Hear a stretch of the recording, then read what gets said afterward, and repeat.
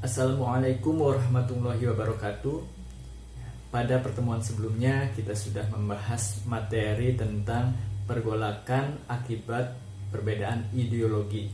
Nah, kemudian pada hari ini saya ingin membahas kelanjutan dari materi tersebut, yaitu tentang pergolakan akibat konflik kepentingan. Ada 3 pemberontakan yang terjadi akibat konflik kepentingan. Nah, yang pertama adalah pemberontakan APRA, yang kedua adalah pemberontakan Andi Agis, yang ketiga adalah pemberontakan RMS. Nah, mari kita bahas pemberontakan yang pertama. Nah, pemberontakan yang pertama ini adalah pemberontakan APRA. Ya, APRA singkatan dari Angkatan Perang Ratu Adil. Nah, apa yang melatar belakangi pemberontakan tersebut? Nah, yang pertama adalah adanya kepercayaan masyarakat akan datangnya Ratu Adil yang terdapat pada ramalan Jayabaya. Nah, di dalam ramalan tersebut disebutkan akan datang Ratu Adil yang mampu mensejahterakan masyarakat saat itu. Nah, kemudian latar belakang yang kedua adalah hasil KMB atau Konferensi Meja Bundar di Den Haag. Ada pembahasan mengenai pembubaran RIS atau Republik Indonesia Serikat. Nah, kemudian dengan itu bentuk negara-negara federal pada saat itu akan dibubarkan dan digantikan menjadi negara kesatuan. Jadi kembali ke negara kesatuan, tidak lagi negara federal. Nah, hal tersebut memunculkan perbedaan-perbedaan pendapat, ya, perbedaan keinginan. Ada yang menginginkan tetap bertahan menjadi negara federal, ada yang ingin kembali ke negara kesatuan dan membubarkan RIS. Ya. Kemudian latar belakang yang ketiga, nah ini muncul, ya, dimotori oleh Kapten Raymond Westerling. Kapten Raymond Westerling ini merupakan seorang militer dari Belanda yang dikirim ke Indonesia untuk membantu koordinasi tawanan sekutu.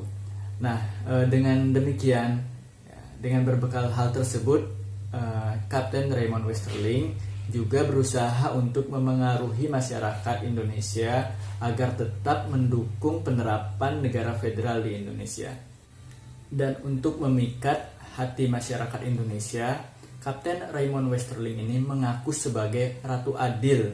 Nah, Ratu Adil di mana sesuai dengan kepercayaan masyarakat saat itu bahwa akan datangnya Ratu Adil, ya, menurut ramalan Jayabaya tersebut. Nah, jadi masyarakat banyak yang percaya dengan Kapten Raymond Westerling ini. Selanjutnya, bagaimana jalannya pemberontakan APRA ini? Yang pertama, anggota KNIL bergabung dengan pergerakan APRA. Kemudian pada tanggal 22 sampai 23 Januari 1950, APRA menerjunkan 800 pasukan bersenjata untuk menduduki kota Bandung. Kemudian yang ketiga, APRA melakukan pembantaian dan pembunuhan terhadap tentara APRIS yang ditemui dan berhasil mengambil alih kota Bandung, termasuk markas pasukan divisi Siliwangi.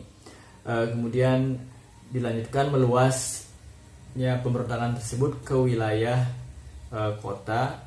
Kemudian rencananya gedung tempat sidang kabinet RIS akan menjadi target utama.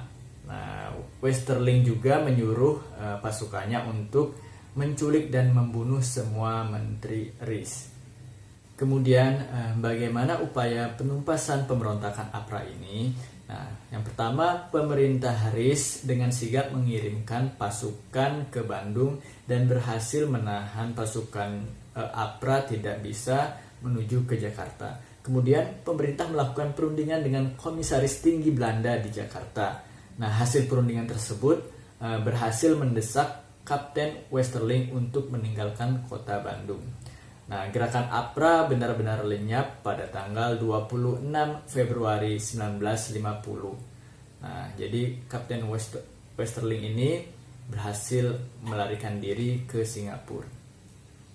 Pemberontakan yang diakibatkan oleh kepentingan yang selanjutnya adalah pemberontakan Andi Agis. Nah, apa yang melatar belakangi pemberontakan tersebut? Jadi, latar belakang pemberontakan Andi Agis yang pertama adalah pada 30 Maret 1950 Andi Agis dan pasukannya bergabung dengan APRIS. Nah, kemudian pada 5 April 1950 muncul kabar bahwa pemerintah Haris berencana mengirim 900 pasukan TNI untuk bergabung dengan APRIS yang ada di Makassar. Nah, jadi rencana tersebut ya memunculkan kekhawatiran bagi mantan anggota KNIL, ya, khawatir terhadap pemerintah Haris akan mengesampingkan keberadaan mereka dalam keanggotaan APRIS. Jadi adanya kekhawatiran bila diterjunkan atau rencana tersebut, rencana pemerintah yang ingin mengirimkan pasukan TNI-nya ke Makassar, ya ditakutkan keberadaan APRIS ini yang menjadi terabaikan. Jadi seperti itu. Selanjutnya, bagaimana jalannya pemberontakan Andi Agis ini? Nah, jadi yang pertama, mantan pasukan KNIL menolak masuknya pasukan APRIS dari unsur TNI ke Sulawesi Selatan. Kemudian pada 5 April 1950, sebelum pasukan TNI mendarat, pasukan Andi Agis menangkap dan menahan sejumlah anggota APRIS di Makassar.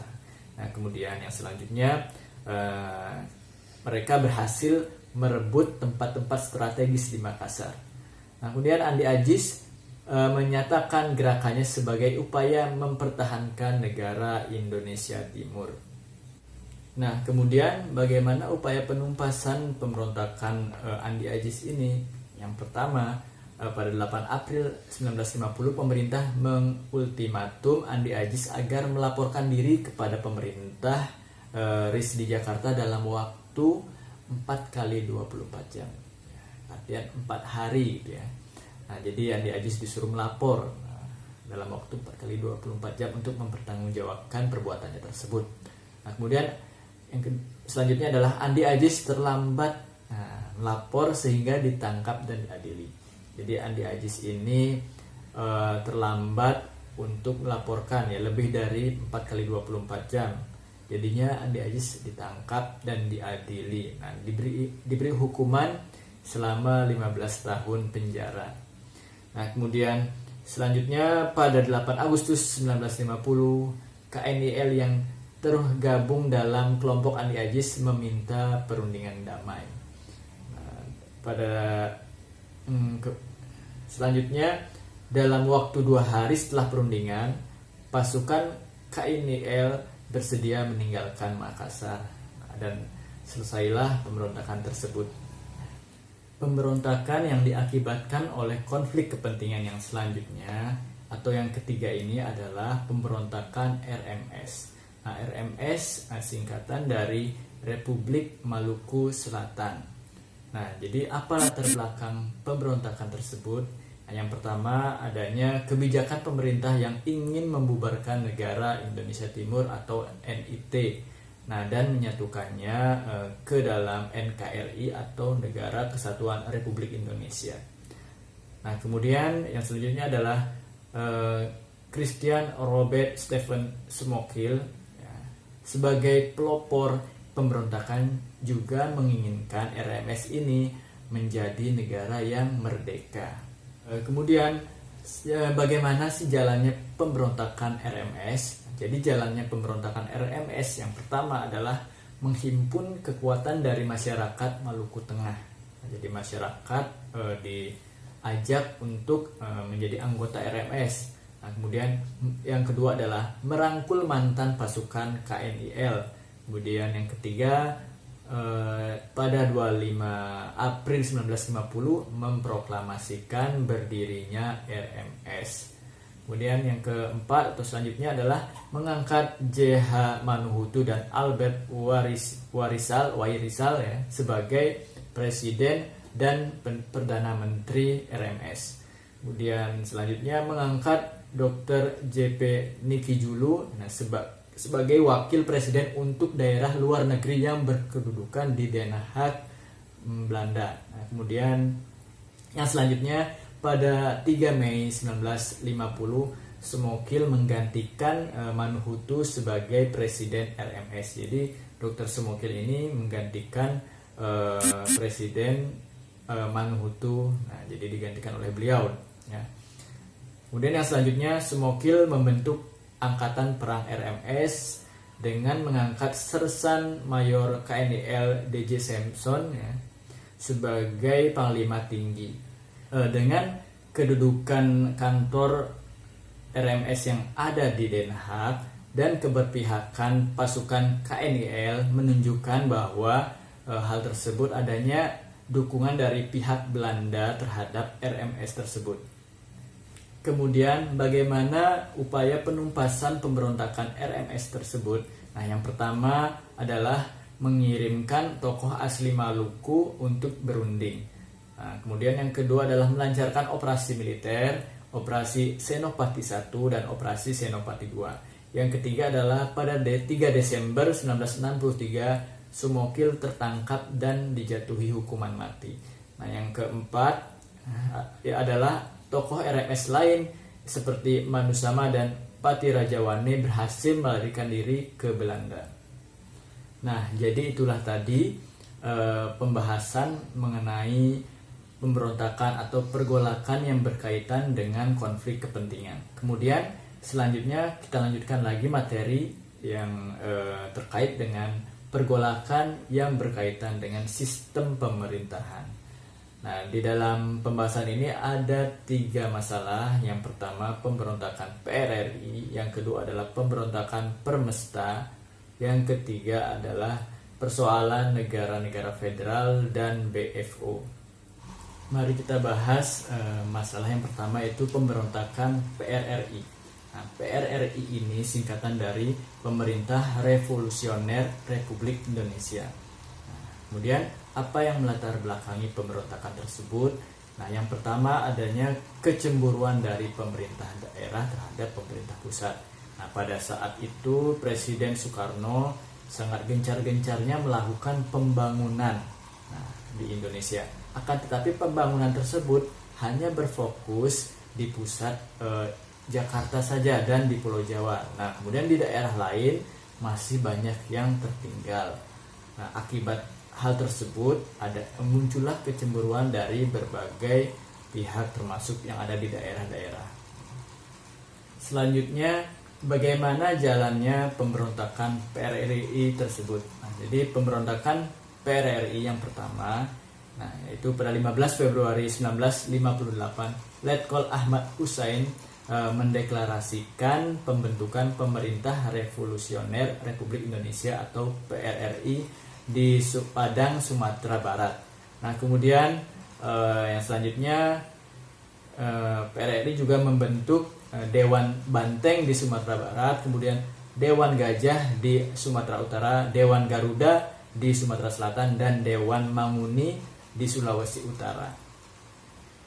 Dengan dibentuknya Pemerintah Revolusioner Republik Indonesia dan dibentuknya dewan-dewan tersebut, artinya PRRI tidak mengakui adanya pemerintahan pusat yang pada saat itu dipimpin oleh Kabinet Juanda.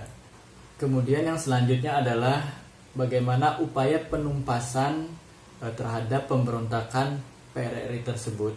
Nah, yang pertama adalah adanya Operasi Tegas, Operasi 17 Agustus, Operasi Sabta Marga, Operasi Sadar, dan Operasi Merdeka. Nah, kemudian operasi tersebut berhasil pada tanggal 17 Maret 1958 pasukan pemerintah Indonesia berhasil merebut kota Medan. Nah, kemudian pada 5 Mei 1958 PRRI berhasil ditumpas setelah pasukan pemerintah berhasil menguasai Bukit Tinggi, Sumatera Barat. Selanjutnya yang akan kita bahas yaitu pemberontakan Permesta. Permesta ini singkatan dari Perjuangan Rakyat Semesta. Nah, apa yang melatar belakangi dari pemberontakan tersebut? Nah, yang pertama, pada tahun 1950-an politik Indonesia sedang tidak stabil. Hal tersebut menyebabkan beberapa pemerintah daerah menunjukkan ketidakpuasannya terhadap alokasi biaya pembangunan. Nah, kemudian bagaimana jalannya pemberontakan? Nah, jalannya pemberontakan pada 2 Maret 1957, Panglima Tentara dan Teritorium 7, Letkol H.N. Vence Sumual memproklamasikan Piagam Perjuangan Rakyat Semesta. Nah, kemudian selanjutnya pergerakan Permesta berfokus di wilayah Sulawesi, Nusa Tenggara, dan Maluku. Nah, jadi ada persamaan dari masalah pemberontakan Permesta dengan masalah pemberontakan PRRI, yakni adanya kecemburuan pemerintah daerah terhadap pemerintah pusat dengan adanya masalah ketidakseimbangan pembiayaan atau alokasi pembiayaan pembangunan. Nah, jadi di pemerintahan pusat yang sangat besar pembangunannya, sedangkan di daerah lain ya, kurang ada alokasi atau kurangnya pembangunan yang dilakukan oleh pemerintah. Kemudian bagaimana upaya penumpasan dari pemberontakan Permesta?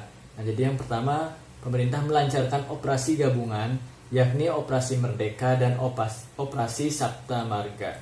Nah, kemudian pada tahun 1960 pihak Permesta bersedia berunding dengan pihak pemerintah pusat. Baik, kita lanjutkan kembali pembahasannya. Nah, jadi pembahasan kali ini kita akan membahas persoalan negara federal dan BFO.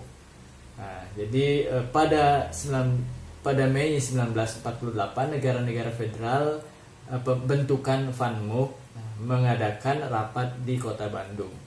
Nah, dalam rapat tersebut disepakati pembentukan pemerintahan federal sementara bernama Bijenskum for Federal Overleg atau BFO. Nah, atau Majelis Permusyawaratan Federal. Nah, kemudian dalam hasil rapat tersebut menyebabkan adanya muncul dua golongan. Jadi golongan yang pertama adalah golongan federalis yang pro Belanda dan ingin mempertahankan negara federal.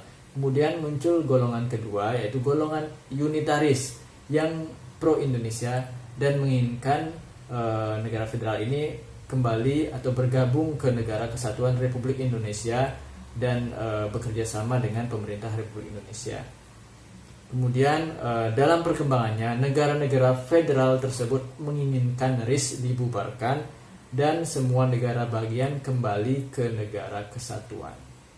Itulah tadi pembahasan mengenai pergolakan yang diakibatkan oleh konflik kepentingan dan pergolakan yang diakibatkan oleh sistem pemerintahan. Nah, jadi materi selanjutnya akan kita bahas di pertemuan berikutnya. Nah, saya akhiri. Wassalamualaikum warahmatullahi wabarakatuh.